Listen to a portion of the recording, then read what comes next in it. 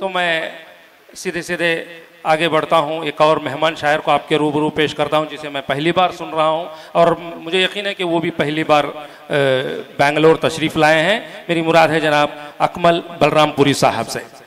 अकमल बलरामपुरी साहब आएँ और अपने कलाम से नवाजें। बिल्कुल मुख्तसर सीधे सीधे मैं आप तक शोरा को पहुँचा रहा हूँ। सामाईन हजरात, आप उनका इस्तकबाल तालियों से करें और सुने। अस्सलाम वालेकुम। बहुत बहुत मुबारकबाद आप तमाम दोस्तों का जो आप यहाँ पे सालिक भाई की मोहब्बत में और उर्दू अदब की चाशनी की वजह से हाजिर हुए हैं। बहुत अच्छी निजामत कर रहे हैं सुहेल निजामी साहब।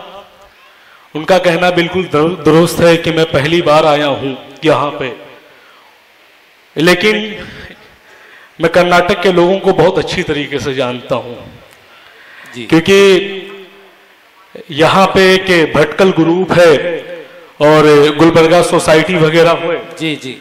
तो पिछले 1 सालों से तकरीबन 3 बार उन लोगों ने मुझे दुबई में बुलाया, तो इस वजह से बहुत अच्छा इत्तेफाक रहा है।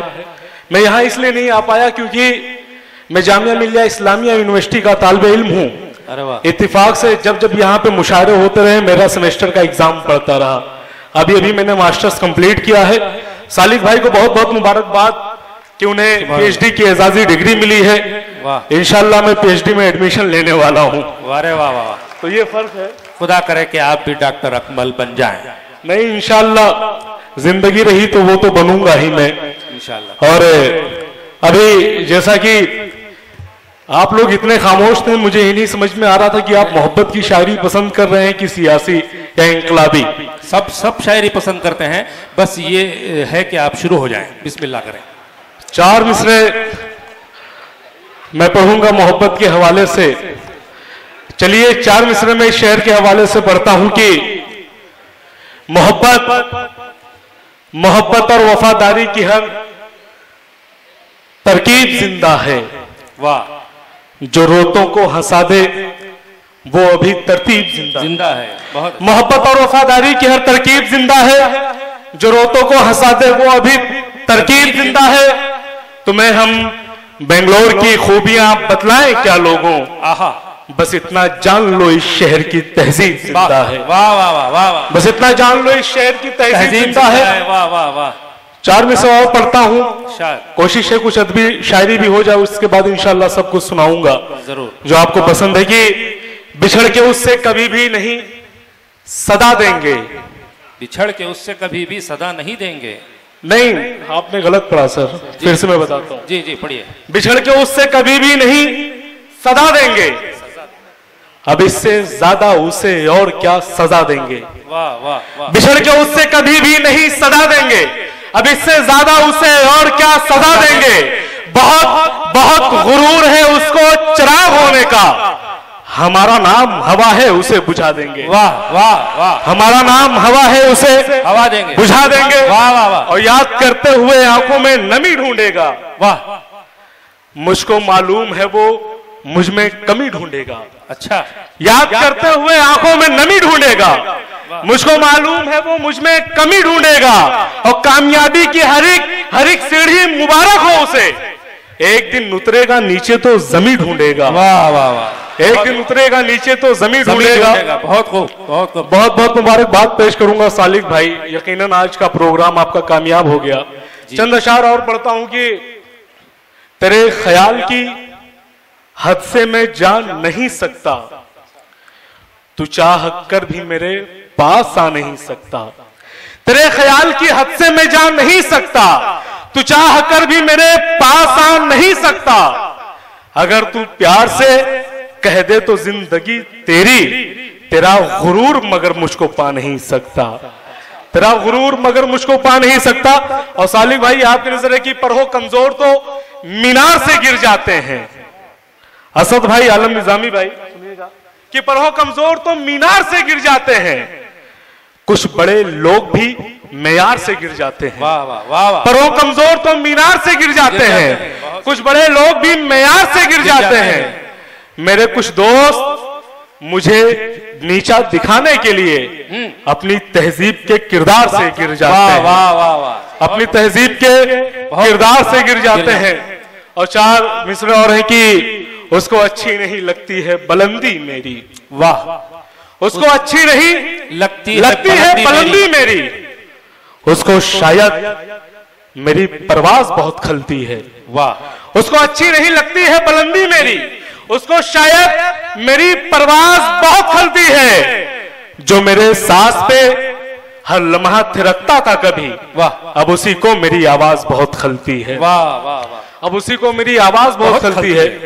सालिक भाई, मेरी कोशिश है एक नज्म सुनाऊं, फिर उसके बाद मैं बैठ जाऊंगा, वक्त भी बहुत कम है जी। एक नज्म है जिसका उन्वान है हिंदुस्तान और मुसलमान जी।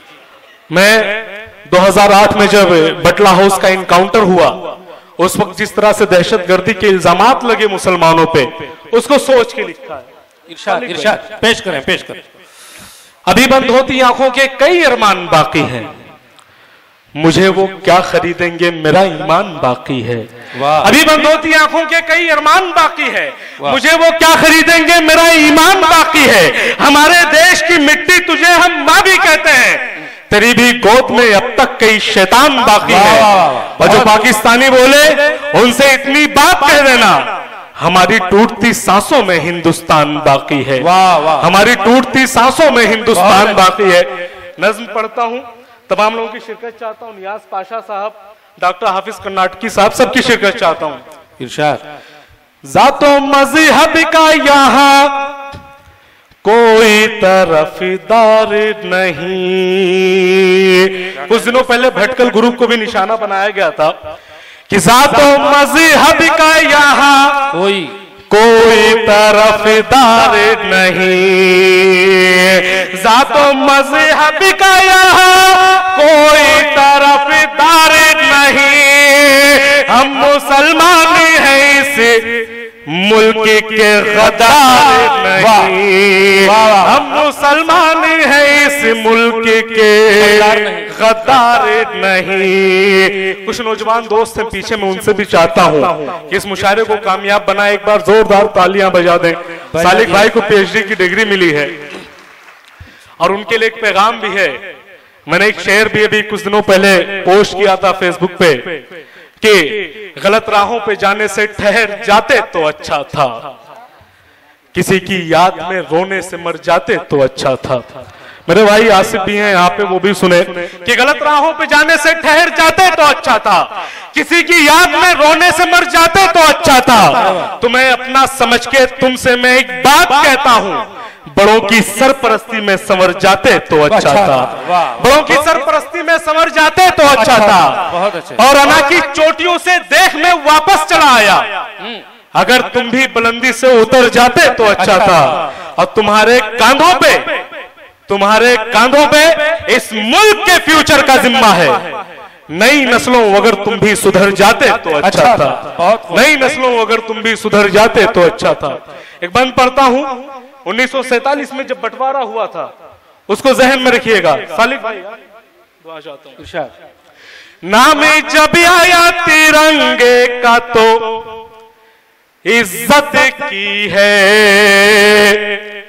आज जब आई है मंदिर पे हिफाजत की है। नाम जब आया तिरंगे का तो इज्जत की है, आज जब आई है मंदिर पे हिफाजत की है।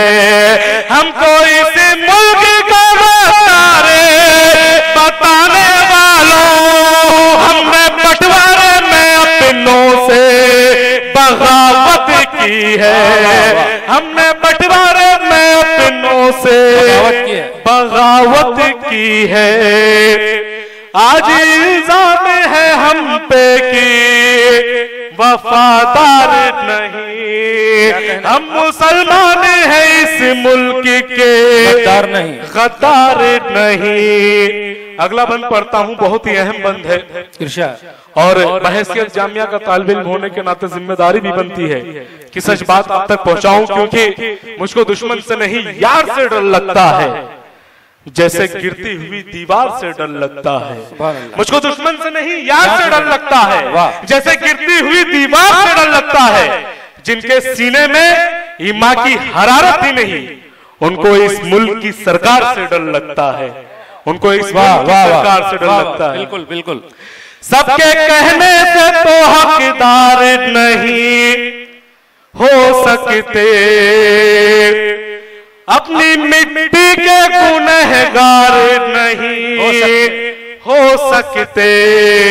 सबके कहने से तो हकदार नहीं हो सकते, अपनी मिट्टी के गुनहगार नहीं हो सकते। जिनके पुरखों लहू से तुझे सींचा भारत, उनके बच्चे कभी गद्दार नहीं हो सकते, उनके बच्चे कभी गद्दार नहीं हो सकते। इस नज्म के एक दो बंद और है, अगर आप चाहते हैं सुनना चाहते हैं तो एक बार जोरदार तालियां बजा दें। मैं आपको बता दूं, दहशतगर्दी की जो परिभाषा है, जो तारीफ है उसकी, सालिक भाई बहुत कम ही लोग जानते हैं यहाँ पे, क्योंकि मुशायरों में आमतौर से बात की नहीं जाती है। मैं आपको सारे एविडेंस दूंगा। 20 अप्रैल 1999 में वाशिंगटन में एक नाटो कॉन्फ्रेंस होता है जिसमें कहा जाता है खुल के, to confront Jesus beyond their borders protection terrorism and weapons of mass destruction, कि मुसलमानों के नाम पर चलने वाले मदरसे मस्जिदें दहशतगर्दी के अड्डे हैं, और मुसलमानों के नाम पे जो भी तंजीमें चली वो सब दहशतगर्दी हैं। मगर वो शायद बात भूल गए कि उर्दू के एक बहुत बड़े शायर मोहसिन साहब ने दहशतगर्दी की जो परिभाषा, जो तारीफ की है कि तुझे किस लिए शिकवा है बच्चे घर नहीं रहते, जो पत्ते जर्द हो जाते हैं पेड़ों पर नहीं रहते। तुझे किस लिए शिकवा है बच्चे घर नहीं रहते, जो पत्ते जर्द हो जाते हैं पेड़ों पर नहीं रहते। तू क्यों बेदखल करता है मकानों से मकीनों को, वो दहशतगर्द हो जाते हैं जिनके घर नहीं रहते, वो दहशतगर्द हो जाते हैं जिनके घर नहीं रहते। अगला बंद पढ़ता हूं और बहुत ही काम की बंद है, बहुत ही माजरत के साथ अगर यहाँ पे कुछ पॉलिटिकल लोग हों, क्योंकि सालिक भाई आपको तो मालूम है कि हम लोग हमेशा मजहब के नाम पर लोगों को वोट दे देते हैं, भले ही वो हमारे लिए कुछ ना करें। आप पढ़ें, यहाँ कोई आपको परेशान नहीं करेगा। नहीं दरअसल परेशान कर कोई पॉलिटिकल आदमी यहाँ का इतना ऐसा नहीं है कि आपको परेशान। रियाज भाई और सालिक भाई की सरपरस्ती में हूँ तो फिर डर भी नहीं लगता। फिर ठीक है, पढ़ूं मैं नाज़िम साहब? जी जी सर, पहली बार आपकी निजामत में पढ़ रहा हूँ। जी साहब, ये निजामत बहुत अच्छी निजामत कर रहे हैं आप माशाल्लाह। खून में डूबी रिवायत की जरूरत ही नहीं। हिंदुस्तान में बहुत सारे लीडर ऐसे हैं कि चाहे बटला हाउस का एनकाउंटर हुआ हो, चाहे गुजरात में राइट्स हुए, उन्होंने कभी कुछ नहीं कहा, मगर हम लोग फिर भी उन्हें इलेक्शन जिता कर किसी मजहब के नाम पर उन्हें राज्यसभा भेजते हैं, लोकसभा भेजते हैं। खूने में डूबी रिवायत की जरूरत ही नहीं, इस तरह दोहरी सियासत की जरूरत ही नहीं। खूने में डूबी रिवायत की जरूरत ही नहीं, इस तरह दोहरी सियासत की जरूरत ही नहीं। हम पे हर जुल्म हो आपके खामोश हो लबे, ऐसे कायद की कयामत की जरूरत ही नहीं, ऐसे कायद की कयामत की जरूरत ही नहीं। बिल्कुल आखिरी बंद है, फिर मैं अपनी जगह पे बैठ जाऊंगा। सालिक भाई एक बार आपको इसलिए भी मुबारकबाद पेश करूंगा कि बेंगलोर शहर में आप इस तरह का खूबसूरत मुशायरा करवा रहे हैं। यकीन जानिए हिंदुस्तान में रोज हजारों, हिंदुस्तान में रोज एक आंकड़े के मुताबिक तकरीबन 6 मुशायरे होते हैं, और जो लोग मुशायरा कराते हैं लाखों रुपया खर्च तो कर देते हैं, मगर अपने घर पे उर्दू का 2 रुपये का अखबार तक नहीं लगवाते हैं। ये उनकी मोहब्बत है। मैं पढ़ूंगा क्योंकि उर्दू की वजह से बहुत सारी बातें हमें मालूम भी चलती हैं, हमारी तारीख क्या, इतिहास क्या है। आपको बहुत बहुत मुबारकबाद कि गंगा जमुनी तहजीब को आपने बरकरार रखा। आपने ये एक अहद लिया कि हमें इंसान की इंसानियत का बाप लिखना है, तुम्हारा खून बोलेगा अगर ये सर नहीं होगा। और हमें इंसान की इंसानियत का बाप लिखना है, तुम्हारा खून बोलेगा अगर ये सर नहीं होगा। अब मुअर्रिख जब कभी तारीख का पैगाम लिखेगा, तुम्हें उन्वा बनाएगा, तुम्हारा नाम लिखेगा, तुम्हें उन्वा बनाएगा, तुम्हारा नाम लिखेगा। आखिरी बंद पढ़ता हूं। जिस तरह हम हैं मिटे, खुद को मिटा कर देखो, जहां तेरे लिए सर को कटा कर देखो। जिस तरह हम हैं मिटे, खुद को मिटा कर देखो, जहां तेरे लिए सर को कटा कर देखो। आखिर तो 65 बरस हमने हुकूमत की है, जाओ इस मुल्क का इतिहास उठा कर देखो, जाओ इस मुल्क का इतिहास उठा कर देखो।